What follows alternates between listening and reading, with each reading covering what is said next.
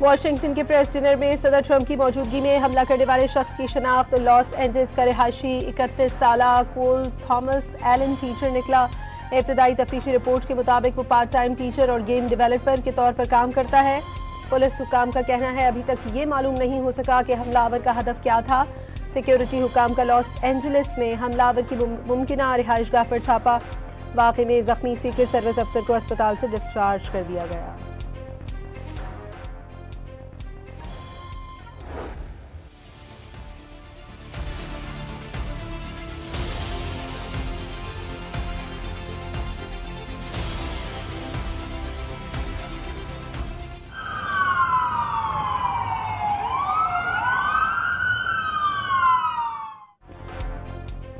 Washington में media नुमाइंदों के एजाज में अशाइये के दौरान फायरिंग, सदर ट्रंप महफूज रहे, हमलावर पकड़ा गया। हिल्टन होटल में मुनक्किदा अशाइये के दौरान जोरदार आवाज सुनी गई। सदर ट्रंप और दीगर शुरा अपनी नशस्तों से उतरकर नीचे हो गए। सीक्रेट सर्विस के एहलकार सदर ट्रंप को बाहर ले गए। कई एहलकारों ने बंदूकें तान ली। हमलावर ने एक सीक्रेट सर्विस एहलकार को गोली भी मारी। एहलकार बुलेट प्रूफ जैकेट की वजह से महफूज रहा।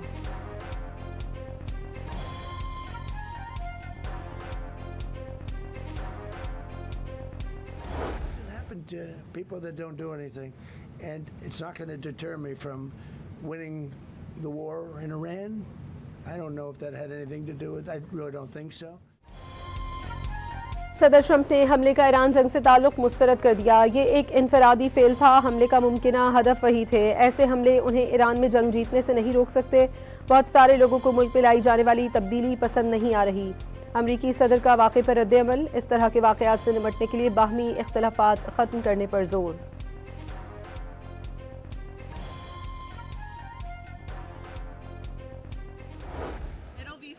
It'll be entertaining. There will be some shots fired tonight in the room. So everyone should tune in. It's going to be really great. I'm looking forward to hearing it. तर्जुमान White House Karoline Leavitt का मजाक सच साबित हो गया। तर्जुमान White house ने तकरीब से कबल सहाफ़ी से गुफ्तगू में मजाक में कहा था कि आज की तकरीब में गोलियां चलेंगी।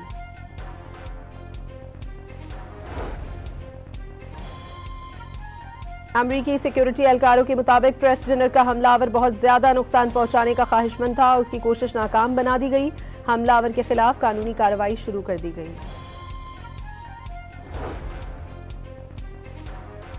सदर आसिफ जरदारी और वज़ीर आज़म शहबाज शरीफ का प्रेस डिनर में फायरिंग के वाक़े पर इजहार तशवीश। वज़ीर आज़म ने एक्स पर जारी बयान में कहा कि ये जानकर खुशी हुई कि सदर डोनाल्ड ट्रंप खातून अव्वल और दीगर शुरका खैरियत से हैं।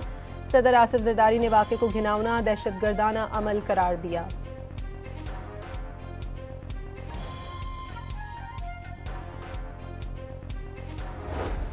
सदर ट्रंप की मौजूदगी में तकरीब में हमले पर आलमी रहनुमाओं का इजहार तशवीश। वेनेजुएला की सदर डेल्सी रोड्रिगस की हमले की शदीद मजम्मत। कनाडा के वज़ीर आज़म का वाक़े पर अफसोस का इजहार। मार्क कार्नी ने वाज़ेह कर दिया कि जमहूरियत में सियासी तशद्दुद की कोई जगह नहीं होती। जापानी वज़ीर आज़म का भी वाक़े पर इजहार तशवीश। अमरीकी क़यादत के लिए नेक तमन्नाओं का इजहार।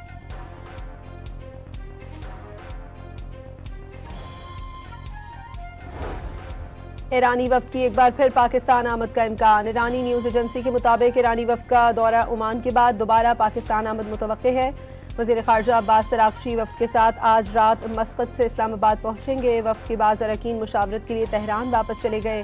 वो अरकान भी अहम फैसलों के साथ जल्द इस्लामाबाद लौटेंगे। ईरानी वज़ीर ख़ारजा ने मस्कत पहुंचने पर दौरे पाकिस्तान को कामयाब करार दे दिया।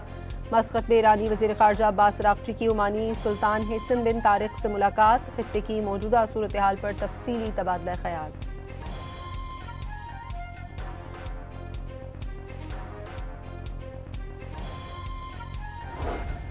वज़ीर आज़म शहबाज शरीफ और ईरान के सदर डॉक्टर मसूद पेज़ेश्कियान के दरमियान टेलीफोनिक राब्ता। दोनों रहनुमाओं के दरमियान तकरीबन 50 मिनट तक गुफ्तगू। खित्ते की सूरत हाल और अमन इस्तेहकाम के फ़रोग़ के लिए जारी कोशिशों पर तफसीली तबादला ख्याल। ईरान के सदर मसूद पेज़ेश्कियान ने वाज़ेह किया कि माजी में किए गए अमरीका से मुज़ाकरात ने बदएतमादी में इजाफा किया। धमकी और नाकाबंदी के दौरान जबरी मुज़ाकरात में शामिल नहीं होंगे।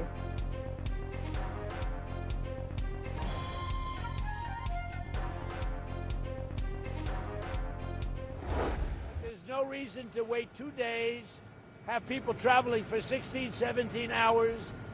And we're not doing it that way. We'll do it when they want. They can call me.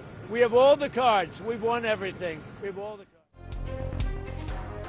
सदर ट्रंप ने वज़ीर आज़म शहबाज शरीफ और फील्ड मार्शल आसिम मुनीर को फिर शानदार शख्सियात करार दे दिया। वाज़े किया दौरे पाकिस्तान की मनसूखी का मतलब जंग का दोबारा आगाज़ नहीं। ईरान को जो भी चला रहा है उससे डील करने को तैयार हैं। ईरान जब चाहे उन्हें कॉल कर सकता है। सहाफ़ियों से गुफ्तगू करते हुए सदर ट्रंप ने कहा उन्होंने अमरीकी वफ़द को 15-16 घंटे सफ़र करके बेमायने बात करने से मना किया। अमरीकी वफ़द ईरानी रहनुमाओं से बातचीत करना चाहता था, लेकिन उनकी मुलाकात दीगर लोगों से तय कराई जा रही थी। अमरीकी सदर ने दावा किया कि ईरान में आपस में लड़ाई हो रही है। कई मामलात में वो क़यादत के लिए लड़ रहे हैं, बल्कि शायद क़यादत ना करने के लिए लड़ रहे हों, क्योंकि उनकी क़यादत की 2 सतह को ख़त्म कर दिया है।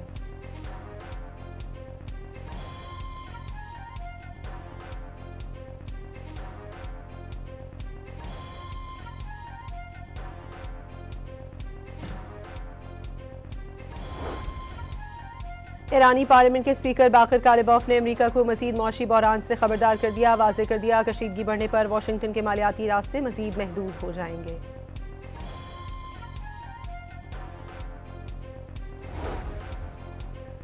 ईरानी फौज ने अमेरिका को दोबारा जारियत से बाज रहने की वार्निंग दे दी। तर्जुमान ख़तमुल अंबिया हेडक्वार्टर ने खबरदार किया अमेरिकी नाकाबंदी जारी रही तो उसे सख्त जवाब मिलेगा। आबनाए हुर्मुज़ पर अपना कंट्रोल बरकरार रखने का भी ऐलान।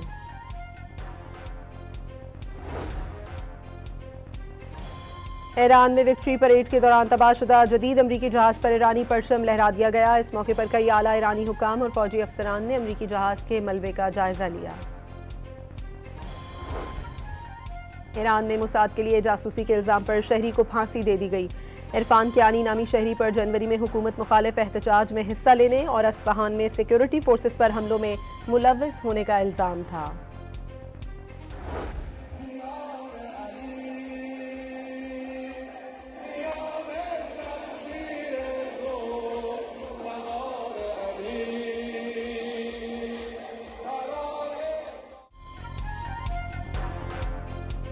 ईरान में अमरीकी इसराइली जारियत के खिलाफ मुजाहिरों का सिलसिला जारी। तेहरान समेत मुख्तलिफ शहरों में शहरी सड़कों पर निकल आए। रैलियों और मुजाहिरों में बच्चों, खवातीन और बुजुर्गों समेत बड़ी तादाद में नौजवान पेश। इस मौके पर मुसल्लह अफवाज के साथ इजहार यकजहती किया गया। शुरका के अमरीकी इसराइली जारियत के खिलाफ शदीद नारे।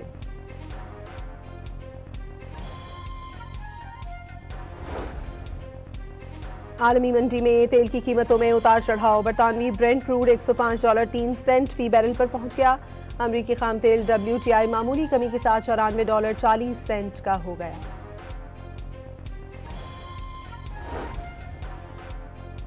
सदर आसिफ जरदारी का चीन के सूबे हनान के शहर चांगशा में सानी हैवी इंडस्ट्रीज का दौरा। सनती ताउन और टेक्नोलॉजी में शराकत दारी पर जोर। सदर ममलिकत को कंपनी की माली और ऑपरेशनल कारकर्दगी के बारे में भी आगाह किया गया। दौरे के दौरान सिंध के सीनियर वजीर शर्जील मेमन भी सदर आसिफ जरदारी के हमरा हैं।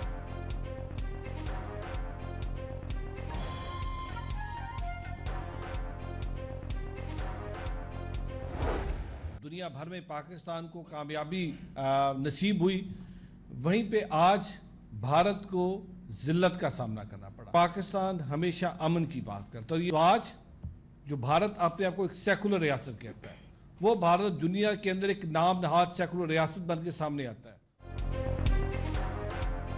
भारत ने पहलगाम फौज फ्लैग की आड़ में पाकिस्तान के खिलाफ जारियत की कोशिश की। भारत का पहलगाम फ्लैग पाकिस्तान के लिए इज्जत का बाइस बना। पंजाब के अक़लियती उमूर के वजीर रमेश सिंह अरोड़ा ने मीडिया से गुफ्तगू में कहा, भारत आलमी सतह पर सिफारती तन्हाई का शिकार हो गया। भारत का नाम नेहाद सेक्युलर चेहरा दुनिया के सामने बेनकाब हो गया। भारत ने पहलगाम वाक़े को अक़लियतों के खिलाफ क्रैकडाउन के लिए बहाने के तौर पर इस्तेमाल किया।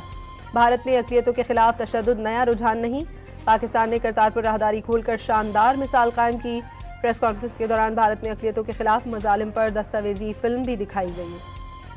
कोई भी मजहब दहशतगर्दी की दूसरे मजहब से नफरत अंगेजी की इजाजत नहीं देता, मगर वो जो मोदी सरकार है इस पहलगाम के साने जो वाक़या था उसको सारा इस जंग से जोड़ा, और मगर पाकिस्तान ने एक मजहबी हमआहंगी के मैं समझता हूं एक आला मिसाल कायम की इस दौरान। भारत में हिंदू और मुसलमानों को आपस में लड़ाने की कोशिश की गई। मोदी ने अपनी सियासत के लिए हिंदू मजहब के तशख़्ख़ुस को बर्बाद किया। कोई मजहब दहशतगर्दी की इजाज़त नहीं देता। भारत ने पहलगाम वाक़े को बेबुनियाद तौर पर पाकिस्तान से जोड़ा। रुकने कौमी अमन कमेटी राजेश कुमार और खीलदास कोहिस्तानी की प्रेस कॉन्फ्रेंस।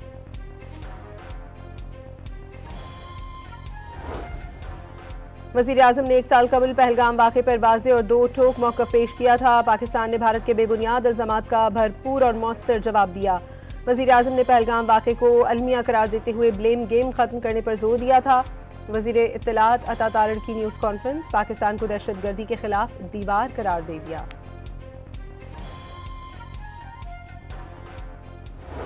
दिफाए वतन के जज्बे से सरशार पाक फ़ज़ाइया दुश्मन को दंदान शिकन जवाब देने के लिए हमा वक्त तैयार है। मौरका हक में पाक फ़ज़ाइया ने जुर्रत और बहादुरी की वो नई तारीख रकम की जिसकी हैबत पूरी दुनिया ने महसूस की। मौरका हक से कबल पाक फ़ज़ाइया की 3 रोज़ा भरपूर जंगी मशकों ज़रबे हैदरी का आगाज़ किया। मशकों का मकसद पाक फ़ज़ाइया की ऑपरेशनल तैयारियों को हतमी शक्ल देना और किसी भी मुमकिना भारतीय जारियत का मुंह तोड़ जवाब देना था।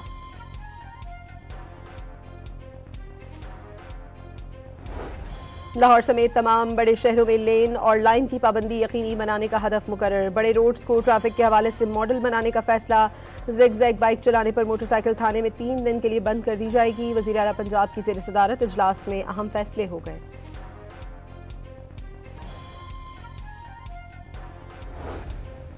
सोलर सार्फिन के लिए अच्छी खबर। पावर डिवीजन की नेपरा से 25 या उससे कम किलोवाट सोलर सार्फिन के लिए फीस खत्म करने की दरखास्त। पावर डिवीजन ने लाइसेंस की जरूरत न होने के लिए नजरसानी का भी बाज़ाब्ता कह दिया। नेपरा को इसे पुराने रेगुलेशंस के मुताबिक करने की दरखास्त की गई थी।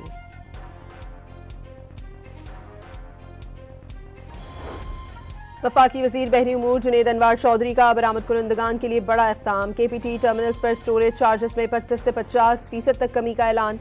बंदरगाहों पर फंसे कंटेनर कार्गो पर भी रिलीफ का इत्तलाक होगा। वफाकी वजीर बहरी उमूर के मुताबिक खलीजी ममालिक जाने वाली ताखीरी शिपमेंट्स पर बरामद कुनंदगान को खुसूसी रियायत मिलेगी।